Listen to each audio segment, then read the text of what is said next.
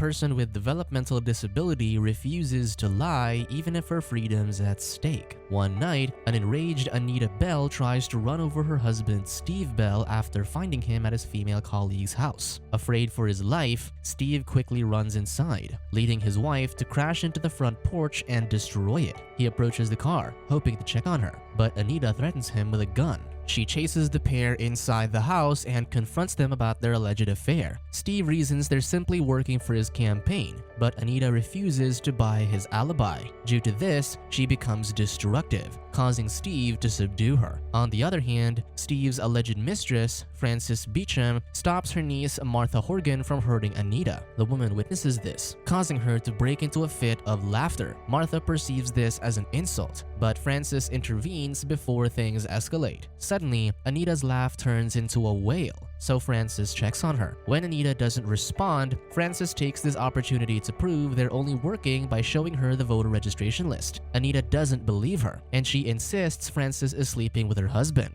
At that moment, Patsy, the couple's daughter, arrives and asks what's transpired. Anita tries to blame Steve, but the man has had enough. Therefore, Steve and Patsy assist Anita in going home. With Anita's departure, Frances guides Martha outside so her niece can return to sleep. However, Steve surprisingly returns to Frances' house, confusing Martha. To check on them, she peeks into the window and discovers that they're indeed having an affair. The next day, Martha is on her way to work as a dry cleaner when two boys bother her. Thankfully, her friend Bertie Drusser comes to her rescue by chasing away the troublemakers. Bertie reprimands Martha for letting the boys bother her, and she advises her to ignore them next time. Instead of acknowledging her friend's advice, Martha offers her a box of fig bars. Bertie refuses to eat them since her boyfriend doesn't favor her weight gain. Still, Martha entices her to take a bite, so she eventually relents. Before she can further savor the treat, John, their boss, calls for Bertie to discuss an alarming issue in their business. Martha overhears that a portion of their earnings has gone missing from their cash register again.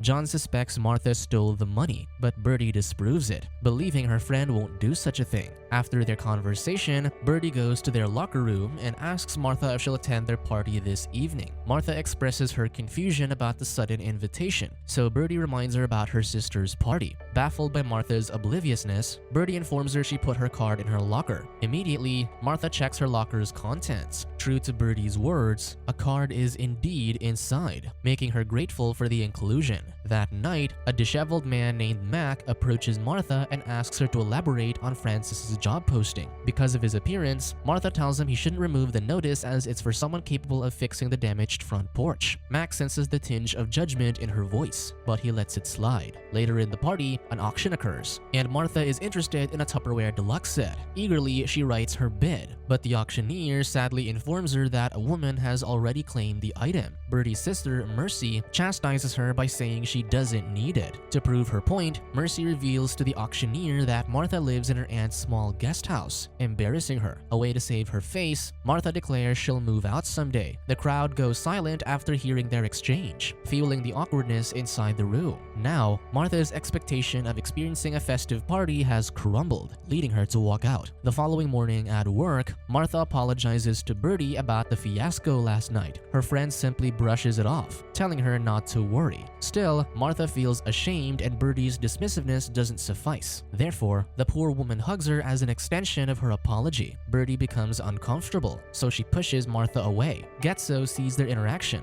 and he gives them malicious teasing. Not wanting to entertain him, Martha heads to her locker to change into her uniform. However, her keys slip out of her grasp, causing her to pick them up from the ground. Upon looking up, she notices Getzo stealing money from the cash register, but she doesn't confront him. Seconds later, a customer enters their shop, dropping off his laundry. While Martha attends to him, Wesley Gately, in a hurry, interjects, requesting to claim his coat. Martha quickly goes to the garment conveyor to search for it, but she fails to find it. Without a choice, she seeks John and informs him about the missing garment. John's realization kicks in, admitting he's forgotten to dry clean it. To avoid disappointing the customer, John orders Bertie to pre pre-spotted. Birdie opines Wesley might discover he's being tricked, but John insists he wouldn't. When she remains stubborn, John enlightens her that Wesley is an important customer since he's the bank president he has business with. This is enough reason to persuade Birdie. A while later, Birdie and Martha finish pre-spotting Wesley's coat, and John happily assists the man in wearing it. Wesley is grateful for the service, so he proceeds to ask how much it is. Birdie charges him $5 despite performing a dishonest job. Upset, Martha chases after Wesley and truthfully tells him that John is lying since his coat was never dry cleaned. Birdie pulls her away from the man, and John insists the garment is clean. John urges Birdie to certify his words, and the woman complies, lying that his coat is indeed clean. Wesley believes Birdie's words, and he assures Martha it's alright. As he tries to leave, an unsatisfied Martha tries to grab his coat to stop him,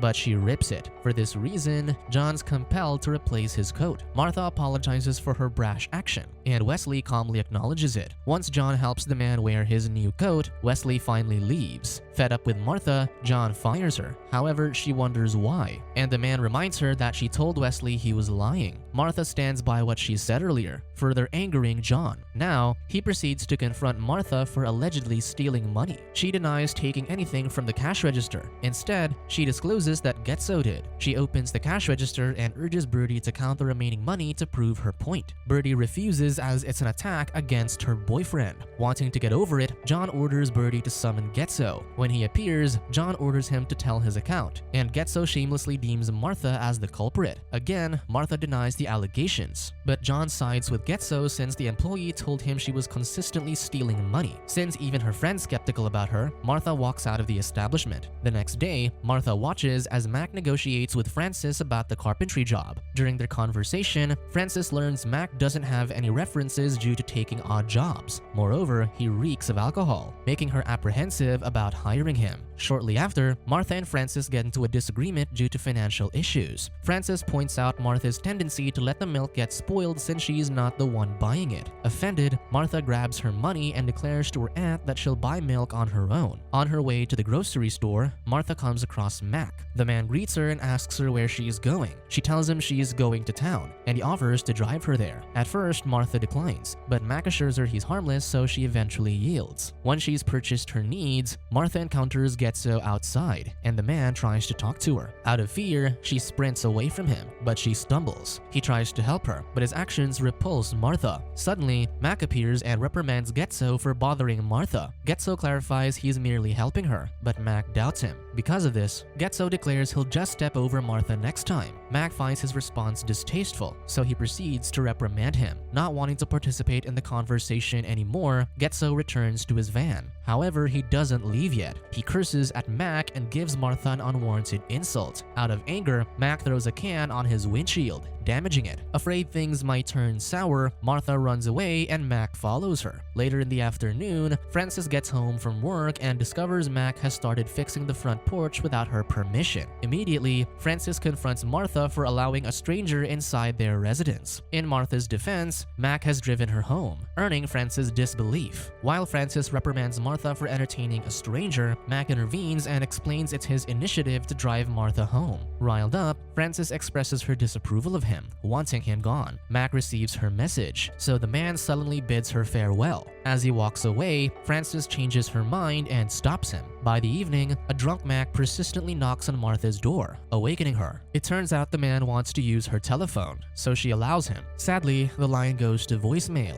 disappointing him. Left without anything to do, Mac simply interacts with Martha. He invites her to pray, and she willingly complies. In his prayer, Mac prays to Martha instead of God, confessing he's committed most of the 7 deadly sins. Afterward, he asks for absolution from her. Then, he expresses his admiration for Martha, especially her innocence. Suddenly, he kisses her, making Martha smile for experiencing such a foreign concept. The pair continues their conversation at the dining table as Mac craves a drink. He notices a small Tupperware container, and Martha proudly shares that she acquired it from Birdie's party. She also tells him about the fiasco at the party, particularly her regret for not acquiring the deluxe set. Instead of reacting to her story, the drunk man asks if Birdie is real since he finds her name peculiar. Martha confirms Birdie's existence, making him laugh. Despite her efforts to explain, the alcohol alcohol's already knocked him out. Martha tries to wake him, but this only infuriates the disoriented man. Now afraid, Martha orders him to leave, but Mac only snatches away her glasses. Without a choice, Martha flees to sleep outside. The next morning, Martha awakens at the sounds of Mac's activity. Upon seeing the man, Martha feels something strange. For that reason, the woman rushes back inside her house to pleasure herself. Shortly after, Martha contacts Birdie to convince her she isn't the culprit for the missing money but Getzo. Moreover, she expresses her desire to salvage their friendship. Sadly, Birdie's still skeptical of her, for she's discovered that no money has been taken since Martha left. Martha believes Getzo's probably waiting before he steals again, but Birdie ignores her. While Martha wallows at her friend's rejection, Frances enters her house and urges her to choose some dresses for Steve's party. Martha doesn't want Frances to buy the dress for her, causing her to throw a tantrum. For Frances, she simply wants to make things easier for her. Just as Frances tries to leave, the pair find out that Mac has overheard their argument, further making things awkward. On the same day, Martha visits a beauty salon to check out some makeup. The sales clerk takes an interest in her, expressing that she wants to give her a makeover. Loving her offer, Martha excitedly agrees. After her makeover, Martha heads to John's dry cleaning shop hoping to talk to Birdie. Unfortunately, the shop is closed and her friend is nowhere to be found. In the parking lot, Martha discovers Birdie's car, and she enters it to wait for her friend. Suddenly, she hears noises from Mercy and Getzo, leading her to hide. It turns out Getzo's cheating on Birdie with Mercy, much to Martha's surprise. Shamelessly, the pair displays affection publicly. Getzo abruptly ends their moment when he notices Martha inside the car. The woman takes this as a signal to flee the scene. Back in their residence, Frances is disappointed at Martha's new appearance, not the reaction the woman expects. Disheartened, Martha rushes into her house. Mac can't help but voice his opinion, so he criticizes Frances' unkind treatment of Martha. Frances tries to shut him down, but he firmly stands by his words. That night, Mac visits Martha's house to give her a present, which is her sought-after Tupperware deluxe set. She becomes emotional because of the unexpected kindness she's received. Mac reveals that he's been thinking about her all night, and he wonders if she does too. Martha confirms, but he's skeptical. For him, Martha's probably thinking about Birdie and Getzo. Immediately, Martha reacts at the mention of their names, emphasizing that she needs to tell Birdie about the truth. Mac despises how Martha is still hung up on Birdie when she isn't interested in knowing the truth. Due to his tone, Martha becomes frightened, causing Mac to apologize. He changes the subject by revealing he visited her to express how nice she looks, especially her new haircut. Bashful of his words, Martha acknowledges his compliments but quickly bids him goodbye. Their conversation shifts to the upcoming party Martha will attend,